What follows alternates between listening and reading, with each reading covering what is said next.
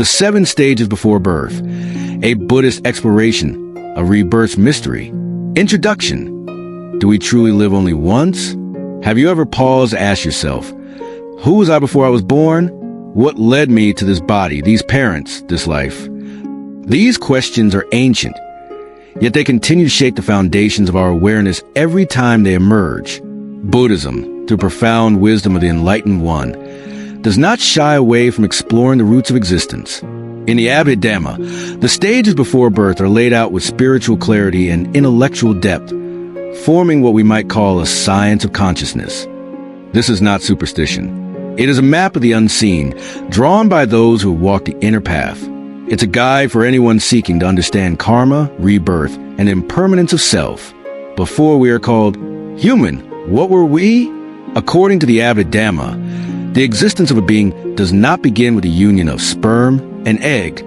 It begins with a relinging consciousness, a unique mental event that arises the very moment after the last thought of a previous life ceases. There is no gap between lives, only the continuation of a mental stream. To truly understand this journey, let's explore the 7 secret stages before birth, a sacred path that each sentient being walks, whether remembered or not. Stage 1, the final mind of the past life. Death is not the end. When a person dies, what truly ends is not the body, but the final thought moment, the last mental event before the body disintegrates. This final moment is like a mirror reflecting everything one has ever done or thought in their life. It is a distilled essence of joy, sorrow, attachment, and clarity, condensed into a flash, like lightning before the thunderstorm of rebirth. Death is not the end.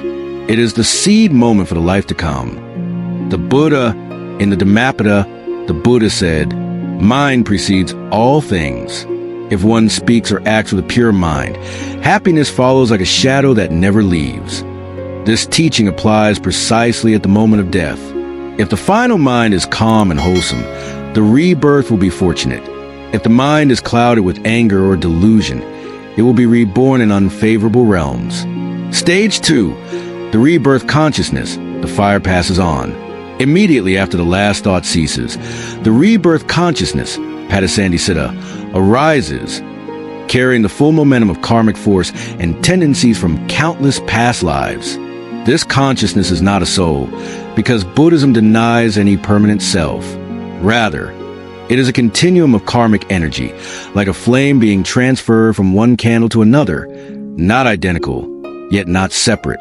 If you light a new incense stick from an old one, the flame is not the same, but it is a continuation. The rebirth consciousness does not seek a new body. Instead, karma naturally directs it to the appropriate conditions: a fertilized egg, the right environment, the suitable timing for a new being to emerge. Stage 3, the beginning of the embryo when karma takes form. With the union of the mother's ovum, the father's sperm, and the rebirth consciousness, a new embryo begins to form. At this point, it is like a drop of milk on water, known in Pali as kalala, a liquid state, undefined in shape. Here, karma begins to program the body, height, health, beauty, gender, even susceptibility to certain diseases. All of these are fruits of past actions. A child does not choose its parents, but karma chooses them for the child. Many parents ask, "Why is my child born with illness?" Or, "Why was I born into poverty?" Buddhism answers, not with blame, but with the light of causality. No suffering is random, but also no suffering is permanent if we learn to transform our minds. Stage 4, the physical mass, from a cluster of cells to a human form. From week 2 to week 5, the embryo begins to solidify into a compact mass, our Buddha, then into a meat-like lump, Pesai. Though hands and feet have not yet formed, consciousness is already at work inside this growing mass. At this stage, mind and body begin to operate in tandem. The mind arises and passes away countless times, forming a stream of mental events flowing through a body still in construction. This explains why even early in pregnancy, the unborn child can feel what the mother is going through emotionally, mentally, and physically. When the mother lives in peace, the unborn mind grows in balance. If she is angry, anxious, or resentful, The fetus absorbs those mental toxins. In Tibetan Buddhism, pregnant women are advised to chant, meditate, and observe precepts because it is believed this not only nurtures the baby's body, but also shapes their karmic tendencies for this life. Stage 5. The sense doors develop when consciousness meets the world. By the 6th week, the sensory faculties begin to form. This stage is called Pasaka, when the gates of perception start to open. Eyes, ears, nose, tongue, body, and eventually the mind. Though tiny, the fetus begins to receive and respond to sensations from its environment. The suttas remind us, when eye meets form, ear meets sound, nose meets scent. If the mind remains unattached, liberation is near.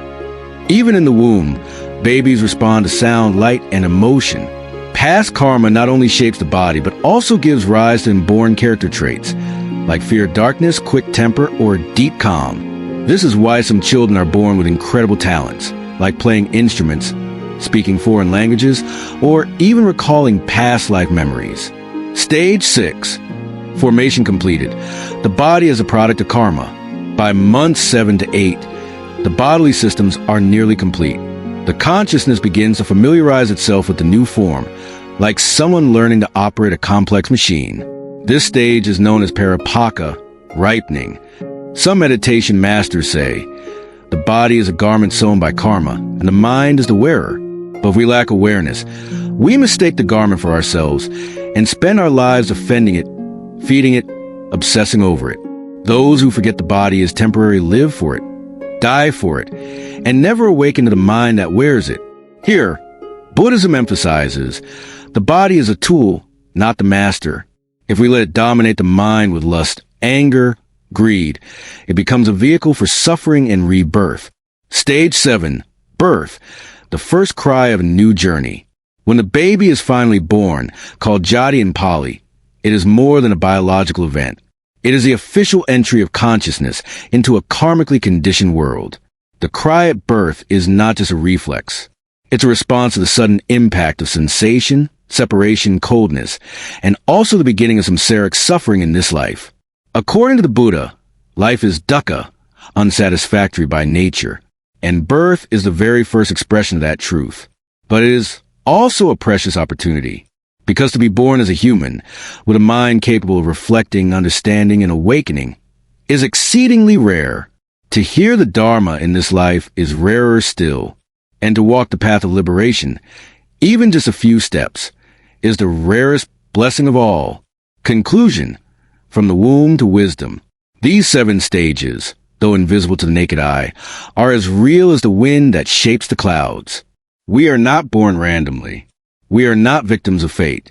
We are carriers of karma, continuing a journey through realms, bodies, and conditions, all shaped by our own thoughts, words, and actions.